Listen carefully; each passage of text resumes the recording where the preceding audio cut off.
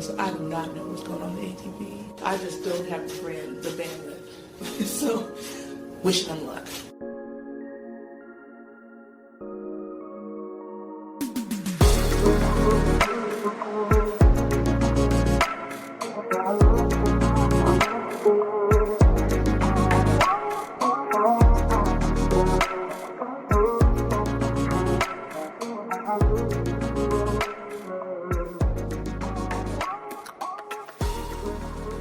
Hello everybody, welcome back to The Body Serve. I'm Jonathan. I'm James. We took a week off from recording because you said ain't no way in hell I'm doing 2 episodes about that tournament. No, one is quite enough. Over in Mar-a-Lago West, the Indian Wells Tennis Garden. We're fully in Masters manspreading season. Yep, these are the 2 that have been long forever, for quite a while. Indian Wells and Miami. They've sort of traded off prestige levels ever since Miami moved out of, what is it called? Crandon Park, Key Biscayne. And now, in a parking lot, in a football field. And it was starting before then. Before we get into it, a bit of a travel update. We can now officially say that The Body Serve will be in Paris for Roland Garros. Yeah, that's weird.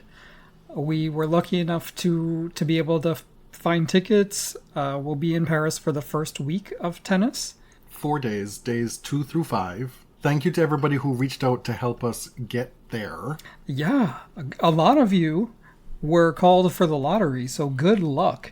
Thank you. We won't be needing your help, but we really appreciate it. So this year the plans are Paris and the US Open. I probably won't be able to go to New York, but you will. That's not what you said last time we talked about it. Well, it's a maybe. A maybe. Yeah. But we're also hoping to make a return to Montreal. Possibly. So the only thing firm is Roland Garros. Uh-huh. Is that it? Well, I'll be in New York, Okay. I believe. Every year, though, the cost of travel has just gotten crazy expensive. But I crunched the numbers on what the Paris trip will cost, and it's like, thank you all. A small fortune. Thank you Yes. all for letting this podcast be a community effort. Yeah. We'll be staying in the 17th arrondissement. So there's so many of these arrondissements. I don't know what they mean. It seems like a nice enough neighborhood. If you have any recommendations. I've only been to Paris once, and it was 20 years ago. Mm-hmm. And we've had the opportunity to go to Paris. Yeah. Since I became a Canadian citizen. And travel became much easier. Yeah. And you have steadfastly denied me that opportunity over the years. There were just other places I wanted to go. More. I feel like Paris is one of the most polarizing cities for travel in the world. It is. There's even this syndrome. Have you heard it? People going to Paris and becoming so depressed that it wasn't what they expected. I have not heard about that, but I know that people either say it's overrated or underrated. It's never just rated. It's an incredibly beautiful city. There's no denying. So I'll finally get that chance. Much like how you denied me the chance to go to Venice for all those years. And then I ended up really liking it the second time. Uh-huh. Okay. Aryna Sabalenka had a very big week, or 2 weeks, in Indian Wells. She got engaged. She hit the Whitney drumbeat challenge. Nobody else has that. That's difficult to achieve. That was impressive. That break in I Will Always Love You, and then the drum hit comes in. She nailed it. And then she topped it off by vanquishing Rybakina after saving match point in the final. Now, I learned this week that Yelena Rybakina's name could be pronounced in ways I never imagined. Sometimes even within the same breath, the same sentence. It was the same 2 commentators for all her matches that I saw these past 2 weeks. And it was just wild. Rybakina? Was it the same gentleman who alliterated every other sentence? I don't know. I don't know about that one. Punishing, Polish, power, something. Oh my God. I know it was driving you crazy because you posted about it. Yeah, it drove me batty. Not batty. It's a proper usage. All right. Sabalenka almost had a big problem on her hands here. Rybakina is number 2 in the world. She has beaten Sabalenka in their previous 4 finals. Well, she's now number 2 after Indian Wells. She was number 3 previously. She supplanted Swiatek. Now, Aryna is one of the most consistent number 1 players we've seen. I mean, if you think about it, over the past 2 decades. Over the past 30 years. Since Martina Hingis, really. As far as consistency goes, yes. Wouldn't you say who else would you put in that category? Lindsay Davenport was a consistent number 1, but she wasn't winning slams. Right. Consistently. Oh, and of course, Serena was a number 1. She had that great Imperial era multiple times. But she wasn't playing week to week like Sabalenka is. Right. But over the past few years, her ability to go deep, make finals at all the big tournaments, win slams, but also, suffer losses to some of her biggest rivals. Still dealing with nerves in finals. And I think this one was so important to her because she needed to get the upper hand in some way in this rivalry. She was still ahead in the head-to-head, but it was the finals that were becoming a problem. Okay. I mean, maybe that's a bit overstated. I think what the general feeling of it was, Rybakina won the WTA finals. She started playing well once her dude-man person in the box got reinstated. Won the finals in Riyadh. Wins the Australian Open for her second career slam title, beating Sabalenka in the final. And here she is again. And so it felt like this woman is really cresting towards something sustained, something that was predicted and expected of her way back when she won Wimbledon for her first slam title. She had won her last 12 matches against top 10 players, dating back to Ningbo, where she won the title in the fall of last year. 2 wins against the current world number 1 in that stretch. And like I said, she had won her last 4 finals against Sabalenka. And their matches are really tight, and the head-to-head is close. But that record was, had people thinking, what's going on here? Aryna also had never won Indian Wells, right? She'd been in 2 previous finals, in 23 and 25, losing to Rybakina in one of those. And so this was kind of a hurdle she really, really wanted to get over. Rybakina hasn't been untouchable. She very nearly lost to Haley Baptiste in the first round. Well, in the round of 64. Baptiste had opportunities to win that first set, probably should have won that first set, and then won the second set 6-2 before Rybakina won in 3. I watched a lot of Jelena these past 2 weeks, and I feel like I have as much of an understanding of her game as I ever have. And the thing that's confounding to me is how poor a mover she's on court. It's maddening to watch. And it seems that there have been a lot of missed opportunities from these players to exploit that movement. Because if you get her stretched out wide on either side for more than 1 or 2 shots, it's very difficult for her to win that point.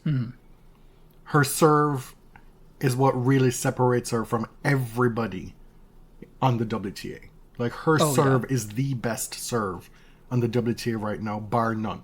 And the ground strokes when she's in position? Impeccable. Yeah. She was never the greatest volleyer, and probably never will be. Well, you need a certain amount of speed to get yourself in position to hit volleys. Sure. Seriously. People who don't venture to the net because of their movement, that's the reason. Because you find yourself in no man's land, or no woman's land in her case, and you're not in position to execute the shots. Everybody can volley if you're just standing at the net. Well, that's not true. To a certain degree of proficiency. Like base competency. Yeah. Volleying and being a good volleyer is more than that. It's about having good movement to put yourself in the positions to do it as well, along with the feel. So far, the strengths in her game are just so dominating that you rarely even notice the speed. Well, unless you're you. It's all I could notice. It's all I could notice. And I'm like, why? She's in great shape. She's, historically, you look at players who are leaden-footed movers or who plod around and lumber around the court. They're oftentimes a little bit out of shape or, like, bigger-bodied. They may be in shape, but, like, their body doesn't allow them to because of, She doesn't have that. What's the issue here? Why are you moving around like Lindsay Davenport 1.0 in the 90s? Wow. Like I just don't understand. Surely not. Surely it's not like that. Now, in this match, Aryna came out fairly flat, and she lost the first set 6-3. It seemed like she was trying to hold her emotions back and just really play within herself, but somehow it had the opposite effect of just like it was impacting her energy. And so exploding on the court really helps her let loose. I guess maybe she's a little bit of a Pliskova in that regard. Who? Rybakina. Oh, you're back at Rybakina. I was just trying to think sure. who is Yeah. a comparable person. She's probably 6 feet tall, right? She is 6 feet Yelena? tall. Yeah. Lindsay was 6'2.5". And Yelena just has really long legs. I mean, it might just be her biomechanics. I guess not everybody can be 6 feet tall and move like Venus Williams, No. even at 45 years old. It's an aberration, right? That's why she's Venus Williams. Yeah. Look, I'll let you continue. I'll stop interrupting to be a hater. No, I'm not. We're not going to analyze the match. Like it obviously got quite competitive. People are already calling it a classic. End of the third set is really, really worth a watch. The match point saved by Aryna Sabalenka, returning a 121 mile per hour serve, phenomenal. It looks similar to what happened in the late stages of the men's final as well. It was really good. It was really good. I watched it. I was impressed by Sabalenka in this final. You know, we've been accused of being haters of this woman, and those reasons still stand. Sure. But I was able to find some enjoyment in watching her play this match. I think partly because of the opponent. Like, they were so equally yoked Yeah. in terms of their style of play and the big babe tennis. It gave us a different look that we're not necessarily used to getting on the WTA tour. There's usually more contrast in styles when these Sure. top women match Right. up against each other. These two present something very specific, and it was enjoyable to watch. And I enjoyed watching Sabalenka just work her way through to winning this match. It's like, at a certain point, it's almost like she made peace with it. Right. And then... You know, the thing that happened in Riyadh when she said, she basically disparaged Rybakina and said, well, you know, I forgot the idiom she used in Russian, but it was like, well, everyone can shoot straight one time. And clearly she was frustrated, and she didn't mean that, because when they are playing each other, they're both so locked in. It's so tight. And like you said, it seems like the analysts don't really know much what to say because, well, they're hitting really hard. They're serving incredibly hard. They're sort of at a loss. The head-to-head now sits at 9-7 in favor of Sabalenka. Currently, Rybakina is the biggest threat to number one. Now, she's still pretty far away, right? She's 3,242 points behind Sabalenka. But But she only has 880 points to defend in the stretch between Miami and Roland Garros. That's Rybakina. Yep. Whereas Sabalenka is defending almost 4,000 points. That's a difference of almost 3,000 points there. Yeah. So if Sabalenka slips up a bit, which she hasn't shown she's prone to do, then, you know, this could be an opening for her. But over the past few months, Rybakina has really asserted herself as the solid number two. Whereas for a long time it was Iga. For part of that time it was Coco. I feel like that's overstated. What? What, Coco? No, the Rybakina being the solid number two here. I think she's had a good stretch. Over the past few months, right? We're looking at the short term. Yeah, but now she's heading into clay. Yeah. So I don't know. I believe she's a former winner of Stuttgart. Okay, we know the specific conditions of that tournament Right. that favor somebody like her, or I feel like she's a Rome champion as well. Pliskova. Yep. See the comparison there. Going over to the men, the champion is another player we've been accused of hating. And I'll say, I am a certified hater of Indian Wells, period. I'm not a hater of Jannik Sinner. This has been your biggest talking point in the now 11 plus seasons of doing this show. Yeah, since 2015, going back way before then, but officially on the record since 2015. The Ellison family is attempting to take over half of the US mainstream media. You know, let's just make Warner's and CNN an extra wing of state television. Let's do that. And Serena may have forgiven and moved on, but that doesn't mean we have to. I haven't. Probably never will. I mean, they're issues outside of just that to continue hating this tournament. Right. And it was under different ownership back then, in 2001 when that happened. But the new ownership, not my favorite. The Tennis Paradise thing also really rubs me the wrong way. It's starting to grate on a lot of people, I think. Not just us. Sinner won this tournament kind of flying under the radar. I feel like Carlos was the square favorite, having not lost a match all year, with his impeccable outdoor hardcourt record. And then toward the back end of this tournament, we get talk of Jannik having a back injury. It felt like Carlos and Daniil Medvedev were the bigger stories all week, and Jannik is just sort of plodding his way to the final, as expected. He had never reached the final here, and now with this win, he's won all of the hardcourt Masters events. The only thing he's missing are the 3 clay Masters.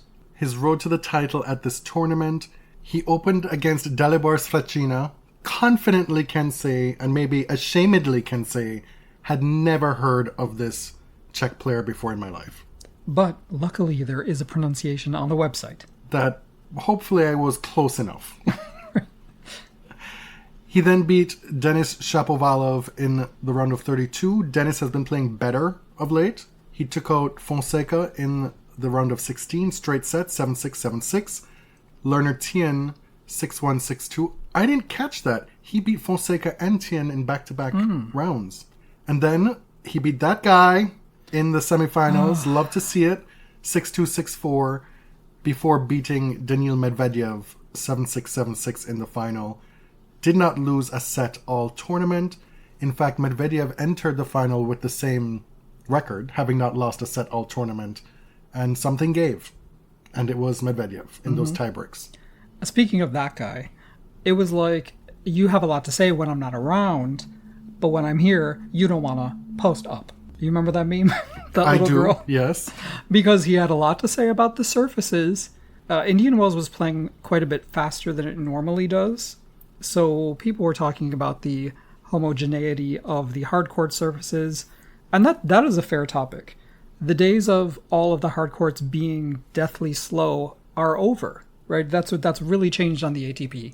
Zverev said, well, they want those 2 guys in the finals, so we just have to deal with it. He says this live on court, like in front of everybody. It's so embarrassing at this point. You are so far behind them. Tell me why you shouldn't be able to compete on a faster court. No matter what speed the court is, you have a problem. Is it the ball? Is it the court? Is it the this? Is it the that? Is it the umpire? Is it somebody making noise in the stands? Regardless, Jannik is just better. And Zverev does accept that. This final was really tight. A lot of talk this week about Medvedev's evolved playing style. Him playing probably more aggressively than we've ever seen, standing closer to return, just hitting so deep that often on the TV broadcast you can't see the ball. Right? Jannik it's literally landing at his feet on the baseline.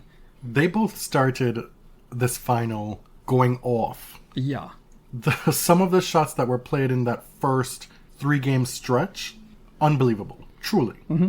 Daniil has always been strong on serve, of course, but the return of serve is sometimes where he gets lackadaisical, just stands too far back, but he was really pushing in this final, and it was also, a key to beating Carlos in the semis. The final apparently was 97 degrees during the day. It was extremely hot. Toward the end of the match, it appeared that Sinner was starting to become affected physically by the heat. Goes down love 4 in the tiebreak, and he kind of just decided not to miss again. This point to get him to 2-4, incredible winner. And, whatever Daniil could do, Jannik can do just a little bit better. The acceleration, especially on the forehand side, is just like it's too much for anybody. Their head-to-head is now the same as the head-to-head between Sabalenka and Rybakina. Oh, the guy on court who was handing out the trophy to Sabalenka. Oh. This suit. Mm-hmm. He goes, and now, please welcome your 2026 Indian Wells champion, Aryna Sabalenka. It's close.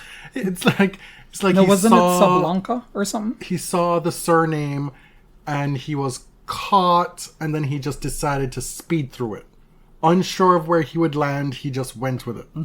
This wasn't the same gentleman who felt up Rybakina before the tournament, was it? Oh, We didn't even talk about that. we didn't. In the little event No. before the tournament, one of the male presenters, I don't know, he's the CEO of something, he had his hand on Yelena's back or backside. I haven't seen the back view, and she literally removed it and took some distance away from this man. Like, can we fucking not? What is it about this tournament? You don't know her. Regardless, You don't have permission. why are you touching her in a way that was enough for her to like remove your hand? Are you serious? In front of everybody too. Anyway, this head-to-head between Sinner and Medvedev is interesting because Daniil won their first 6 meetings, and it's been one-way traffic since, with like one blip in between for Medvedev. If you recall how down bad Medvedev was last Bad. year, Really bad. this has been quite the remarkable turnaround. This is the Medvedev that we're used to. The one who plays extremely well on hard courts. That he's gonna be there or thereabouts as the number 2 option on hard courts. Do you remember where I think we had a question on the year-end wrap where I asked you who had the worst 2025 season, Medvedev or Tsitsipas? Now, if you're being put in that same breath as Tsitsipas in that question, you've had a terrible year. Yeah. But, I mean, this tournament has been a real revelation. The win over Carlos ends Carlos's 16-match win streak to open the season. It smashes this great outdoor hardcourt win streak, as you said. And he had lost to Carlos in both the 2023 and 24 finals at Indian Wells. This is kind of like Rafa's 2022 season. Right. The start of it for Right. Carlos. The first loss coming in Indian Wells. This was a straight set loss for Carlos. He goes down 1-4 early, loses his shoe during a point. Carlos did. Carlos. Dua Lipa was not impressed by that at all. They went to Dua Peep and she was not feeling it.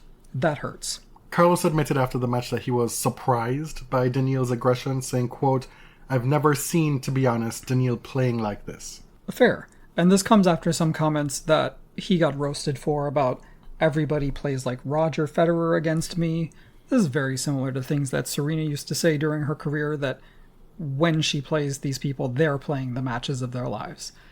We get it. Champions like to say stuff like this, and that's sort of the burden of being the best. People want to beat you. I'm not criticizing him for saying that. It's just, okay, it is what it is. Of course, we know there was much talk about if Medvedev would even get to Indian Wells because he was stuck in Dubai. Yes. We covered it on our last episode. They were still there, him, Rublev, and Khachanov, and a few other people. What finally happened is that they traveled to Oman by car, took a private jet to Istanbul, and then flew to LA. I believe they arrived on Wednesday. Daniil's first match was scheduled for Saturday, so he had plenty of preparation time, just not as much prep as he normally would. I think some people were doing way too much with this because, to quote Kourtney Kardashian, Kim, there's people that are dying. Like, there's literally a war happening. I don't really care if tennis players can make their tournaments. He didn't seem too bothered by No. Daniil. This is one of your favorite things that happened these past 2 weeks. You've been talking Okay. about it nonstop, so I'll let you go. In Medvedev's match versus Jack Draper, I'm sure you all have heard about this hindrance that Daniil managed to manufacture, in my opinion. It's 6-1, 5-all. Jack is serving down love 15. This is a pivotal game in the match, obviously. Mind you, Jack is the defending champion, if you'll recall. Mirra Andreeva, the other defending champ, is already out. They're in this baseline rally. Jack sort of shrugs his shoulders as he returns a ball that hit the baseline. It seems like he thought it was out. He makes this gesture, kind of shrugs his shoulders. The point continues for 7 more strokes. Now, let's remember that, 7. It ends with a Medvedev backhand into the net. After the point, Medvedev goes to the umpire and said, that was a hindrance. He shrugged his shoulders. He distracted me. That was a hindrance. Umpire orally tort reviews the footage and decides, yes, you did something that was outside your normal gestures or outside your normal motion of hitting a ball. Mind you, please let's remember, the point continued for 7 more strokes. Whatever happened to stopping the point right away? What the hell? So eventually the call was overturned. Medvedev gets the point and it's love 30. Jack is dumbfounded. It's like, I didn't make any noise. She said, well, but you did something, a gesture that was outside of what you normally do when you hit a ball, so that counts as a hindrance.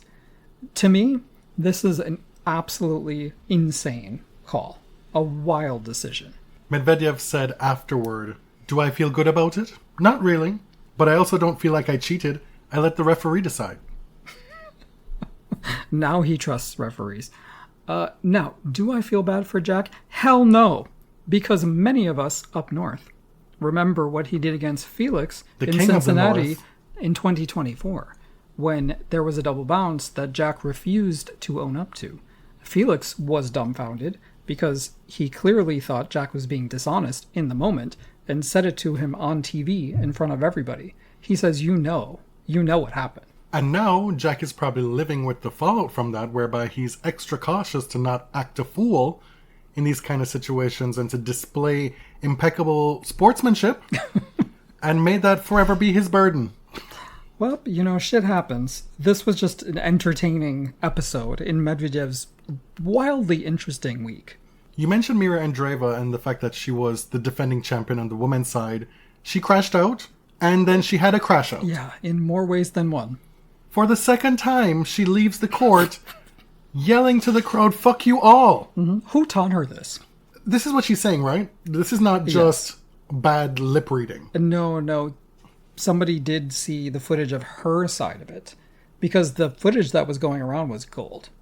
Absolute gold. Because of that woman in the stands who made a jaw drop, shocked face, and then literally clutched her necklace, clutched her pearls. And I was like, my God, what did that young woman say that has these people shocked? It's giving Martina Hingis. It is. And I realized she's still a teenager, but there is a point where, like, this stuff isn't cute. Maybe so, but it's funny as hell. It is. But she's got a problem. She clearly has a temper problem. Yeah, but it's something that she's actually been working on under Conchita, but it does rear its head. And to be fair, this was after the match.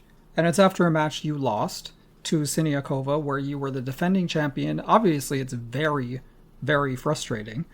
But to be on the court and making Siniakova looking like the more level-headed player is really something. That takes quite a bit of doing. Yeah. It's also a match that you should have won in straight sets. Yes. That you let Siniakova back in for no reason, and then you lose. Like, I understand it's maddening to lose matches that you shouldn't lose or that you feel you shouldn't lose without any real explanation as to why it's happening. I can see how your mind gets mangled in that situation. Yeah. And you can't think straight. And honestly, as a fellow crash-out artist, I get it. Like, I would probably be more like Mirra on court than someone like Coco. Well, that's established. You'd be flipping the bird left, right, and center everywhere. Well, come on. No, I have some decorum. Well, but that is in your nature. Sure, yeah. A few other things. Coco Gauff retired for only the second time in her career versus Alex Ayala here. She was having pain in her arm, said she was going to get an MRI. Where are the MRI results? We need to know. I haven't heard anything since then. As of right now, she's still entered into Miami. So Okay. Iga Świątek, kind of the opposite trajectory of Rybakina at the moment, has lost the last 5 matches against top 10 players. This is the first in her career. Her last win over a top 10 player was against Madison Keys, easily, in Riyadh. I started to construct this sentence, and then it sort of changed, so bear with. The good news is that those losses are to people like Coco Gauff, Belinda Bencic, Rybakina, and then in less good news, she's also lost to Svitolina and Sakari this year. That's very rude, because Svitolina, up until, well, it may even still be the case, up until the semifinals, she had the most match wins on the WTA Tour this season. Fair enough. So yes. That is rude. No, you're right. I can understand the Sakkari bit, but we've already talked about their head-to-head. That Yes. it's fairly even. Yes. And I didn't mean to imply that those were all top 10 player losses. Those are her 5 losses this season. And no, I mean, Svitolina is not a low quality loss. But it's still a match that Iga should win on a normal day. Okay, you really thought you ate with that one, didn't you? No, I'd said the sentence kind of got less true as I went on. With that, Iga is no longer the number 2 player in the world. She's been supplanted by Jelena Rybakina. Is this worrying? I don't know. We were having the exact same conversation last year at Indian Wells. Are we worried about Iga Swiatek's career? We had the conversation through the clay season. Right. And then she won Wimbledon. She won Wimbledon. And I feel like I've been an Iga overestimator for a long time. Like I for a long time when she wasn't number 1, I still thought of her as the best player out there. Yeah, because in some ways I still do. You've been concerned about her being the one to get to like 20 slams and be on Serena watch. Right. To me, like, I think Iga at her best is the best. I think she's the best player in the world. A lot of people have opinions about who she should dump from her team, and I don't. Like, I don't know these people, and I don't know what's going to work for her, but something needs to. The other Coco was in the news at this tournament. Yeah, the original Coco, Colleen, as she's referred to on this podcast. She got into it. Well, Well- Chris Eubanks got into it with her on air for Tennis Channel. And this clip went viral. Right.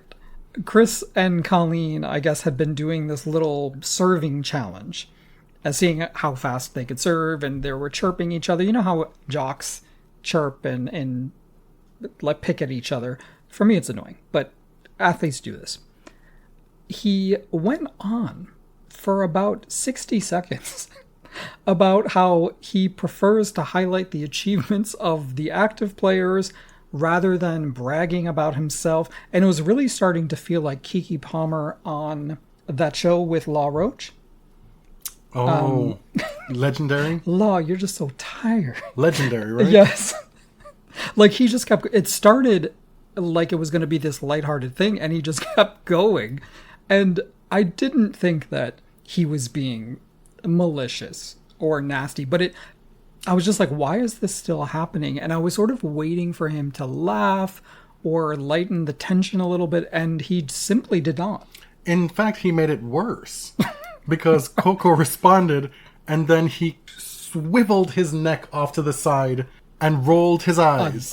That is a tennis meme, and then the mic is like looking like it's about to be thrown. A look of abject disgust. Right. And people are online saying, like, does he hate her? What is going on? I don't think so. Like, I do think it was probably jokey. But I will say, Steve Weissman, he was there for the key. Like, he was eating it up. It was a little bit weird. In a professional setting. I think it got away from him a little bit. Yeah. And believe me, as you know, I'm not a Colleen defender. Absolutely not. not. At all. Though I do think you gave her praise as a commentator earlier this year. You know, I'm really starting to regret that. You did that. So... Well, you know, even the rightest of us can be wrong sometimes. At this tournament, a tournament that we were promised the doubles partnership of Venus Williams and Leylah Fernandez. A redux. A replay. A reenactment. Act 2. Didn't they reach the quarterfinals at the U.S. Open? Of the U.S. Open, where they made the quarterfinals in doubles. When Venus's singles wildcard was announced, this was announced in the same breath. And I remember getting into the second week of the tournament, and I'm like, where is Venus and Leylah in the draw? Venus shows up to Leylah's singles match, courtside. You never see that. No. God. Venus showed up Only goes to Serena matches. Leylah's singles match, and they still haven't played doubles yet this late into the tournament. I'm like, what is going on? Then I look at the draw, they're nowhere to be found. And I'm like, what is happening? What is happening? This makes no sense. Somebody is lying to me. Several times. And then I do a simple Google search for tennis stories, and this pops up on Reuters. And apparently, the tournament bumped them from the doubles event due to, quote, a clerical error. A clerical What? error. Like, how does this happen? After a clerical error, the tournament failed to certify the wild card and the draw was made without them. It's basically them saying, oops, sorry, besties. Yep, because when the draw is done, there's nothing that can be done. There's no play-in, right? There are no empty spaces anymore. This is insane. Because players get fined for missing these tournaments without a valid reason. So what happens when a tournament evicts you from the draw that you have a rightful place in? They need to run them that winner's check prize money. Where is the compensation? Well, a wild carded place in the draw. Sure. But they still got it, did they not? They did. And the tournament still uses it to sell tickets. Venus Williams still sells tickets. She still sells honeydeuces or whatever drink they have at Indian Wells. Now, do fans have legal standing to sue their asses? Because you advertised, promised that they were going to be there. Say I buy my ticket because I want to go see that. Not implausible. Right. We know people are fans. It's literally a shortened form of fanatic. Right. People will do that. Oh. And then... Huh? You didn't know that?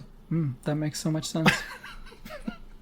It's like when I learned last week that butt was short for buttocks. Oh. Makes sense. But some of these words have like different etymologies, and they're like, oh, actually, it's not related. They just happen to be. It's like a coincidence. Well, I'll look it up. I'm assuming. I assuming that's what it that's a means. pretty fair assumption.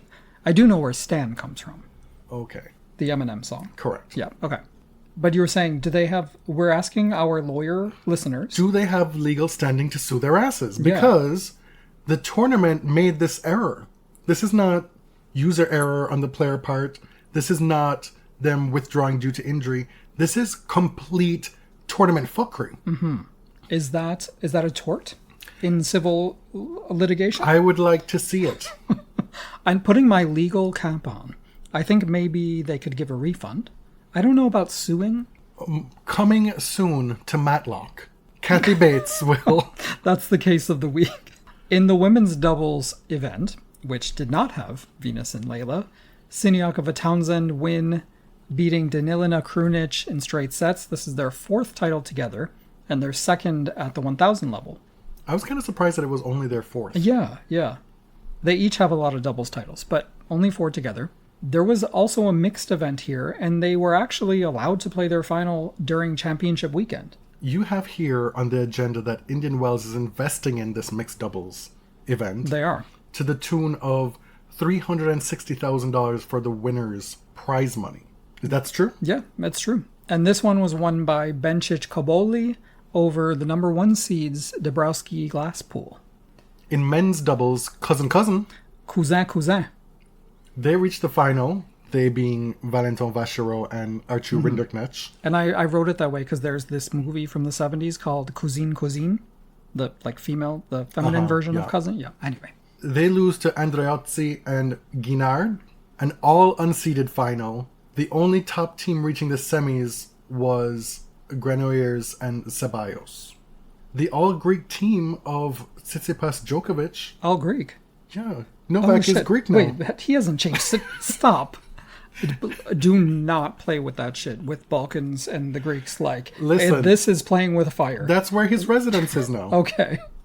It was a joke. God. Did I say anything about them? No, I don't think so. I just mentioned them. Yeah. Okay, so they won a round and then they lost to cousin Yeah. in the second round. But speaking of the Tsitsipas Djokovic team, this reminded me of a very entertaining video that they made during the tournament asking players for their Letterboxd for, which is, Letterboxd is an app where people log movies they've seen and they rate their favorites, and you have the ability to put 4 in your top. Okay. And you've seen this at red carpets. Everybody gets asked about their 4. I'm not here to yuck anyone's yum. Taste is very subjective. For me, in my opinion, Coco was so far ahead of the pack. Just not the typical athlete favorites. Except maybe for one. I'll let you guess which one. That would be Spider-Man. No. Interstellar? Yes. Okay. So you have here that Coco said Sinners, Interstellar, After Sun, Paul Mescal, good choice. Mm-hmm. Spider-Man Into the Spider-Verse. That movie's awesome. Yeah. And I then was surprised by the After Sun pick. Like that one. a lot of the men's answers were stuff that you would say if you were a teenage boy trying to project and protect your masculinity in public. A lot of bro movies. A lot of Christopher Nolan. A lot of Shawshank Redemption, which is a safe bet because it makes you seem cerebral. You know, that it's not just like pew pew pew, shoot, bomb, fly across the sky. Novak said Avatar, Gladiator, Troy, and 300. Wow. We get it. We get it. He even said warrior movies. A lot of sword and sandal epics, as they used to call them. Tsitsipas said Materialists, Life of Pi, Babylon, Great Gatsby. Yes. Which that did not surprise me not one bit at all. I've never seen a good adaptation of The Great Gatsby. I love that book, and I know people are saying, take it out of the canon. Nobody wants to read that shit anymore in high school. I've read it probably 4 times. Most of it was because of different courses I took. Love the book. Never seen a good adaptation. So you want me to give my Letterboxd 4? Yeah, I thought we'd take the opportunity to give our 4. Well, I have a list of 11. But you have to pick 4. I'm so sorry. You can afterwards say the honorable mentions. Okay, guess my 4. Notting Hill. Correct. Dolores Claiborne. She's on the list. Okay. Lagan. Not on the list. Okay. That's, if you don't know, a 4-hour Bollywood cricket epic. Correct. Harold and Maude. That was one of the considerations. Okay. Damn. See, it's tough because you don't really rewatch movies. No, and I don't really watch new ones either. No. The original Color Purple? No. Oh, damn. So I have Notting Hill. One of these films was made into a musical, which we've seen. Made into a musical. The original Or into Hairspray? a play, sorry. Oh, Billy Elliot. Correct. Oh my god, of course. Yeah, sorry. First Wives Club. You Don't Own Me. Wow.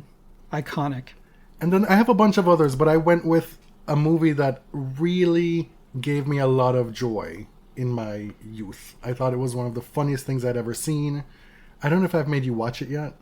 And it doesn't always hold up today with some of the jokes. Mm-hmm. Rat Race. Oh, yes, I have watched that with you. Yeah. Is that Ace? I thought you were going to say The Witches. Oh, I loved that as a kid too. You should have bought a squirrel. What? Do you remember that? No, I've only seen it one time. The Kathy Bates cameo where Whoopi Goldberg and her daughter are in the midst of this race and they pull up in some... Oh, wait, are you talking about Rat Race? Rat Race. I thought you were talking about The Witches. No, Rat Race. Okay. They pull up to some podunk town or whatever and Kathy Bates is selling squirrels. And they're like, no, we don't want squirrels. Can you just tell us where the highway is? Can you just tell us where the highway is? And she's going on and on about squirrels. And she's just, okay, well, fine.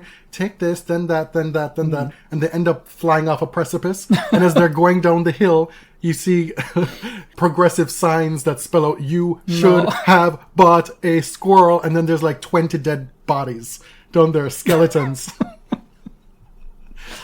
Okay, so your 4 are Notting Hill, Billy Elliot, Electricity. Yeah. Rat Race and First Wives Club. Okay.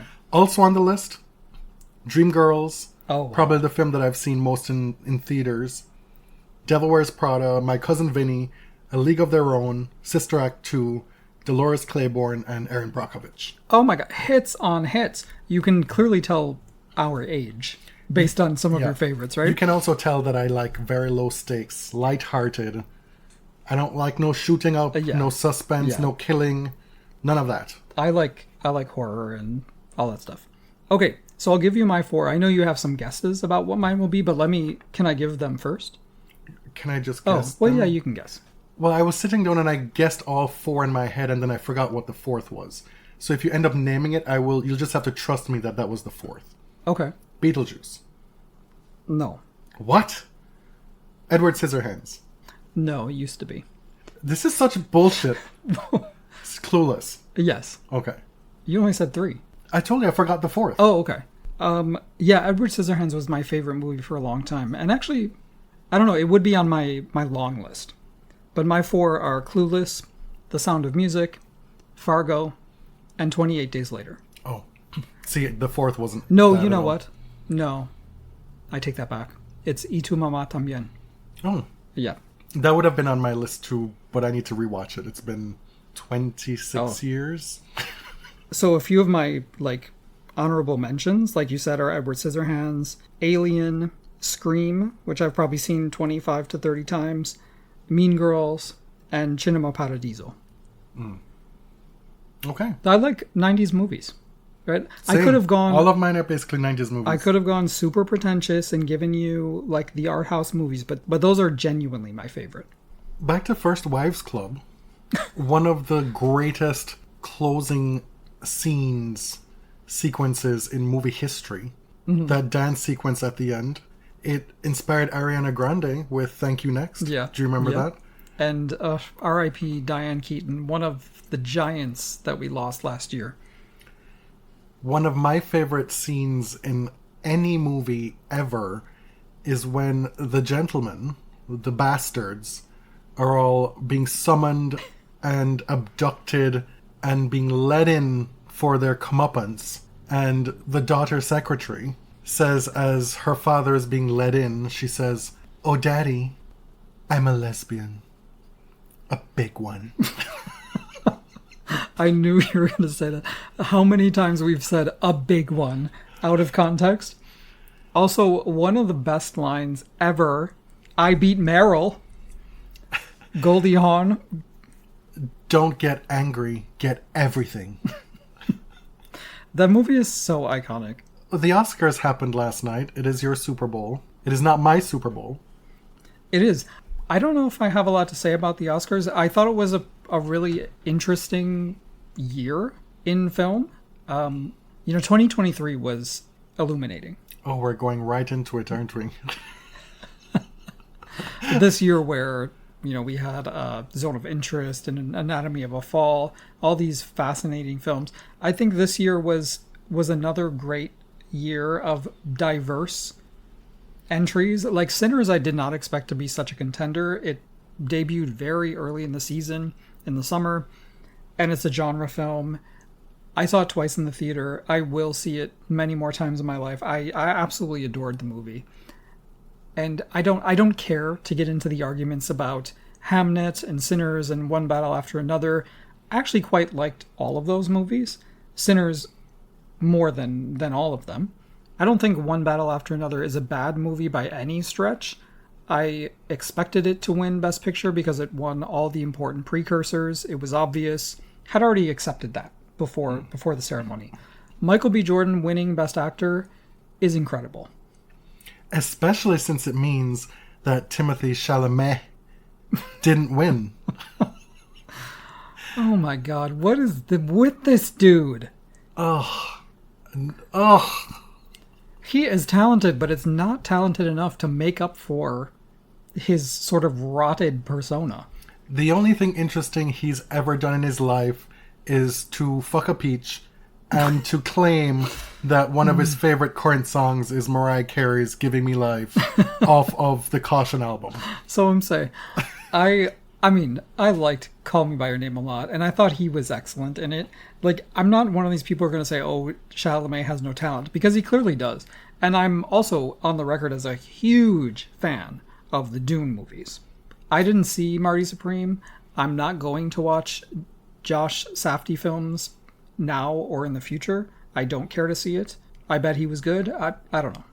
I decided to cook while that was going on. Yeah, I'm going to have it on, but it's not your thing. So I made my bean salad that I make every week now that you find repulsive and disgusting. And it is a lot of beans. I baked some chicken thighs, made some lemon potatoes. Listen, it has everything in there. It has 6 different types of beans. It has corn. It has cilantro, red onion, green onion, pumpkin seeds. It has a vinaigrette of extra virgin olive oil, which we still have some from when we went to Italy. Mm-hmm. The good stuff, freshly pressed back then. It has lemon, vinegar, honey, salt, pepper, cayenne, Scotch bonnet sauce in there a little bit, little drops in there to give it a little bit of spice, and some crushed red pepper. What does this have to do with the and Oscars? It also has mackerel in it. Oh, dear God. No, but that's why the house smells like this all the time. Okay, back to the Oscars. Amy Madigan winning Best Supporting Actress. Both supporting... Oh, and tomatoes. Great. Both supporting categories were absolutely stacked. I'm kind of annoyed that Sean Penn won in what I felt was a very hammy performance. I would have preferred Benicio Delroy Lindo more than anyone, who I think truly deserved it. In supporting, I was pulling for Wunmi Masaku, but Amy put in this absolutely batshit performance in a horror movie. When they made it, they did not expect this to be an Oscar film, right? And I found it, she put in a fascinating performance, and she was in the movie for like 12 or 13 minutes, and I think you look back and think she's the lead, but she's not. She's just such a dominating presence. Yes, I was pulling for Wunmi, but I don't think it's a bogus award. You know, I think it's well earned. Okay. Anything else you'd like to add about Oscars? What I would like to add is go see movies in theaters, please. It's the immersive experience you really cannot reproduce at home. It's so important for the art form. I saw this movie called Undertone yesterday, which I knew nothing about. And it's like a horror movie, low budget, shot in pretty much one location, about a horror podcaster. And the use of sound was really fascinating, and I would highly recommend it. And it's something that you could truly only experience in a theater. I rarely go to the cinema anymore. I go by my lonesome, and I don't care. That's not what I was getting at. Oh, no, some people are like weird about, I don't want to go anywhere alone. If I want to do something, I'm going. I watched Notting Hill and Billy Elliot by myself as a teenager. In Jamaica. Yeah. You have me losing my train of thought here. Sorry, you don't go to the movies often. Right, and it's directly related to coming out of COVID. It's not something that I necessarily enjoy anymore, being around that many people. Mm-hmm. And it's not that, people are like, oh, you're letting, COVID rule your life, blah, blah, blah, blah, blah. It just, I can watch it at home. Like, the immersive experience is not a sell for me. Oh, see, I don't pay attention enough at home. Like, I will be distracted, and my experience is going to be totally different. I grew up having intermissions. I'm a firm believer that movie theaters in North America should have intermissions. You get to sell more concessions. People get to have a break. Some movies are only 90 minutes long. You don't need an intermission. It's not about whether you need it. That's a solution to a lot of people's problems. Is it? Attention problems. You get a break. Oh. You're older now. You need to stretch your legs. You do. I'm not that old. Especially with so many of these movies being well over 2 hours long. Like, my God. I will say... Like, whatever happened to a cute 90 minutes? Yeah, Oppenheimer was over 3 hours, I think. I felt like it went fast. What were the last movies that I saw in theater? It's not a great track record, because you saw Wicked for Good, which you did not like. I didn't like either. Uh-huh. But we had seen the first one. Was that the last one I went to?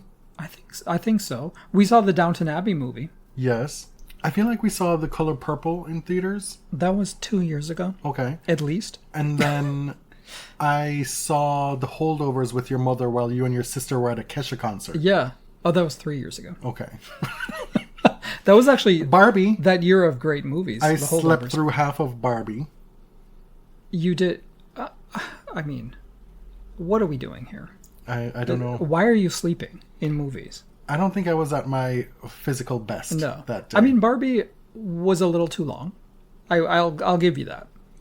Yeah, I can't. I'm struggling to even recall the movies that I've seen. I've seen them all. You really have. At this point. You've seen at least 30 films in the theater last year. No, I do. At least. No. I can count them because I have the history.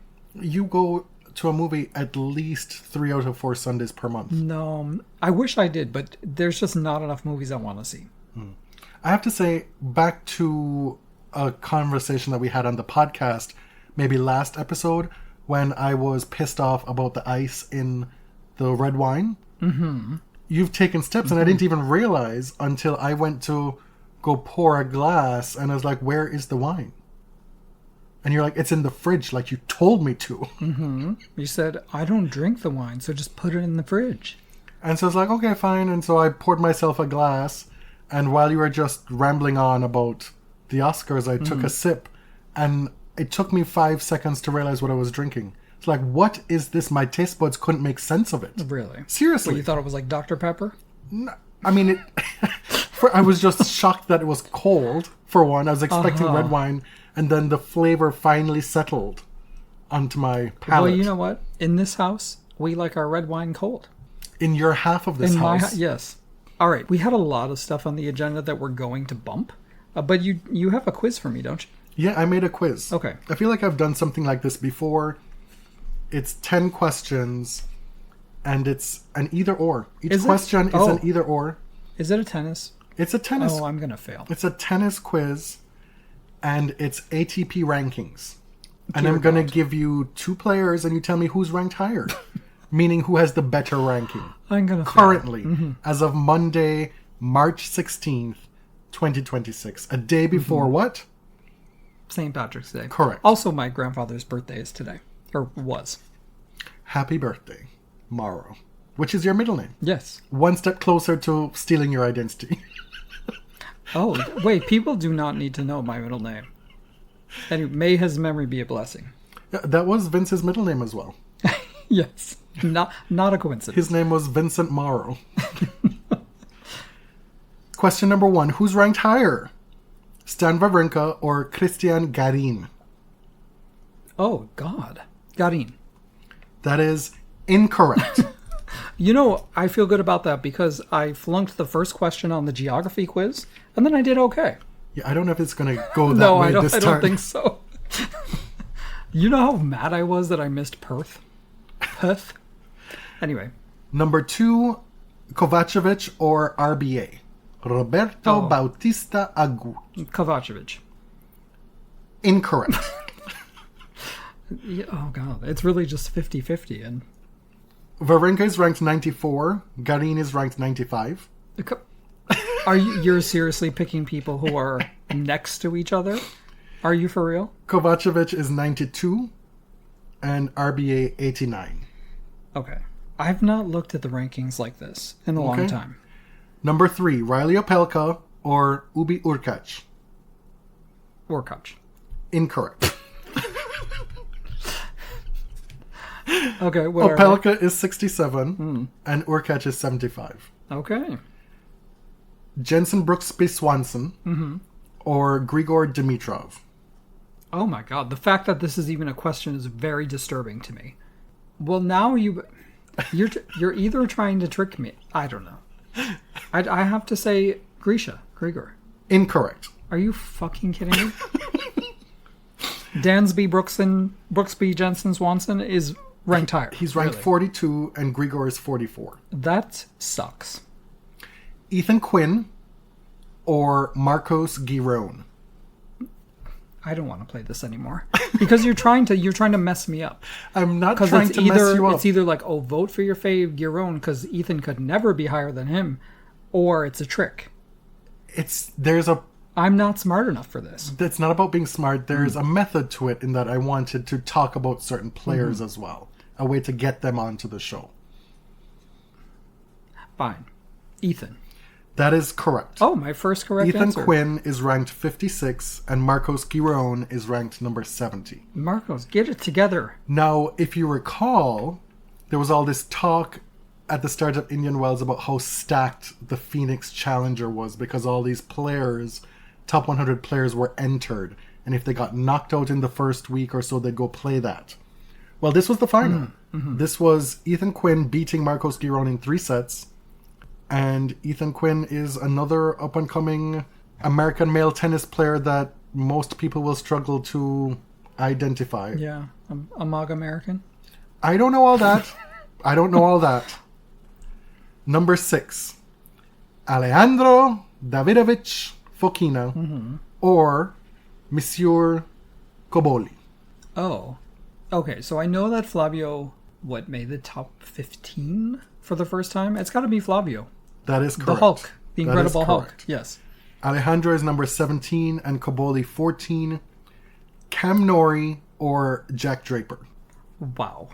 So This is a battle for the current British number one on the men's side. I always forget that Cam is British. He's like South African born, right? Sure, if you say so.